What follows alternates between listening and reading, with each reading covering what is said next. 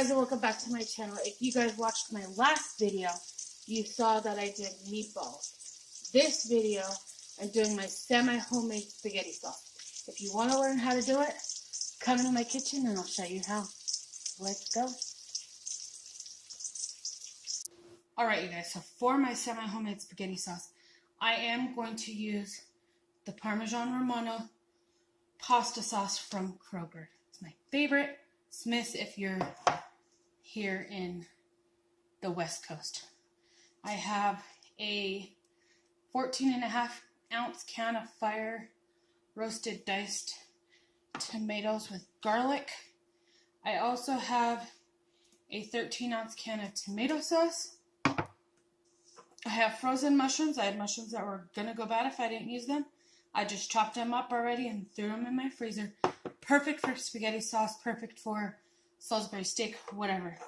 I have about 6 sweet Italian sausages cut up into bite-sized pieces and browned in a pan. They don't have to be fully cooked. They're going to cook the rest of the way in the sauce. I have a hefty medium to large size onion chopped. I use mini sweet bell peppers. You guys can use regular bell peppers, 3 to 4. I just have these on hand. As far as my seasonings go, I have basil leaf, parsley flakes, the complete seasoning you guys hear me talk about. It's garlic powder, onion powder, salt, pepper, dehydrated onion, different herbs, all in one. So I use that. And I'm going to use a 1/4 cup for as much as I'm making. And then I have this rotisserie chicken. I'm just going to add a little bit. I also have some thyme leaves. And then I also have the rest of my herbs de Provence, which I'm going to finish off. So come onto my stove and I'll show you what's next. Oh yeah. And my homemade meatballs. If you guys want to know how to make these, it's either my last video or I will link it down below. Welcome to my stove. This is the pot that I always make spaghetti sauce in. I have a bigger one, but when I'm making a little over a dinner or 2 dinners, I use this one. My mother-in-law loves this pan. She gave it to me because I used it so much. So I'm going to turn my heat onto medium heat. And in here, I'm going to add 2 tablespoons of olive oil, 2 to 3 tablespoons of olive oil, so we can sweat out our vegetables.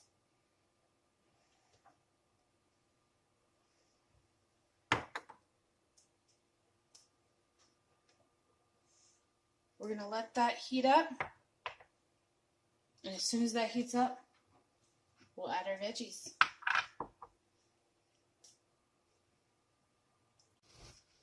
Alright, so now that my oil is heated, I'm going to add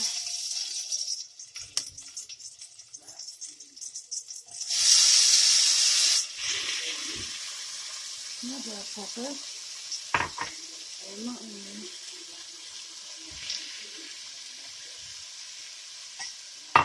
And some more mushrooms. I'm going to saute these down until they get tender, and I'll see you back. Alright, so now that these are cooking,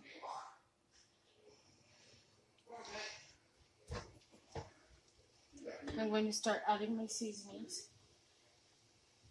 My little secret, a tiny, tiny bit of Old Bay. Just like with my meatballs.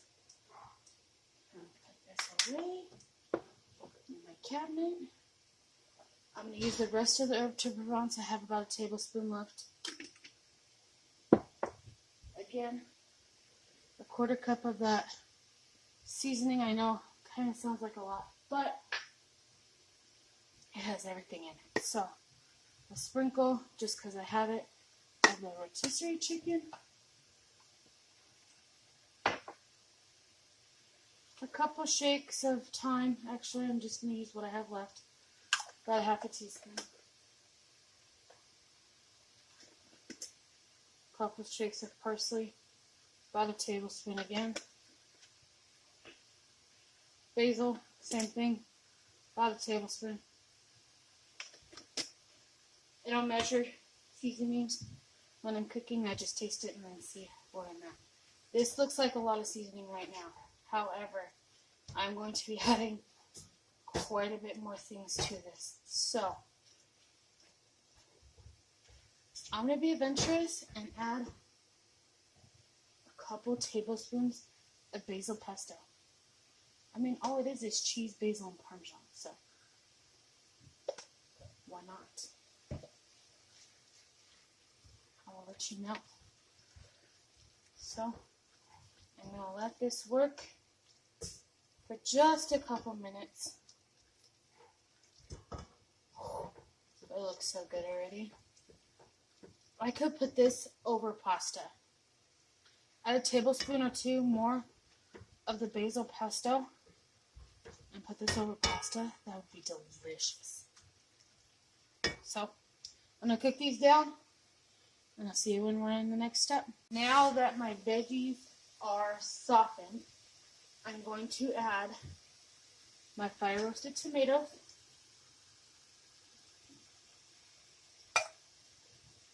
my tomato sauce. This is why you added all those seasonings, because this is just tomato sauce.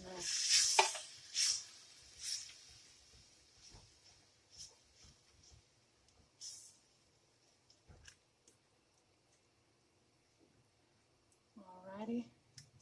And now I'm going to add about half. You know what? I'm just going to add the whole jar. This is easy to freeze.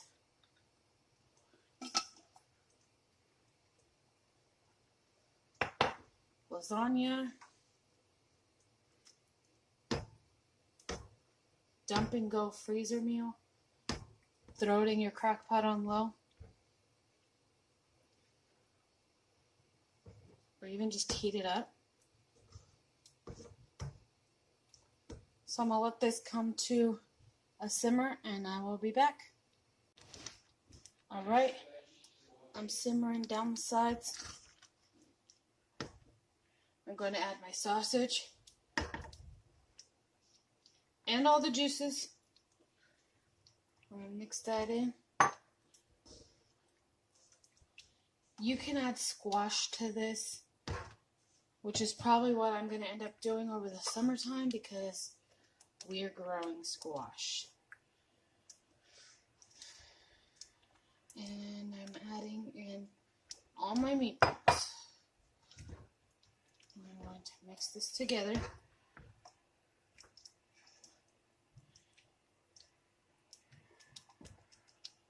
Now, like I said, you could stop right here, put it in the fridge,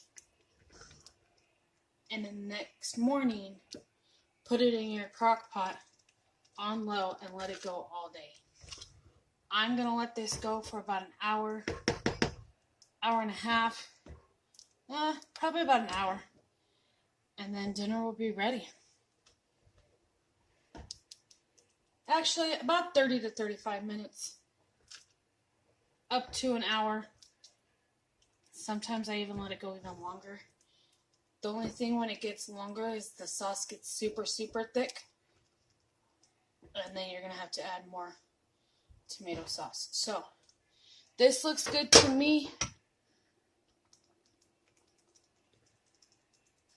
And I will see you guys when we plate it up. I'm going to cover it and let it simmer.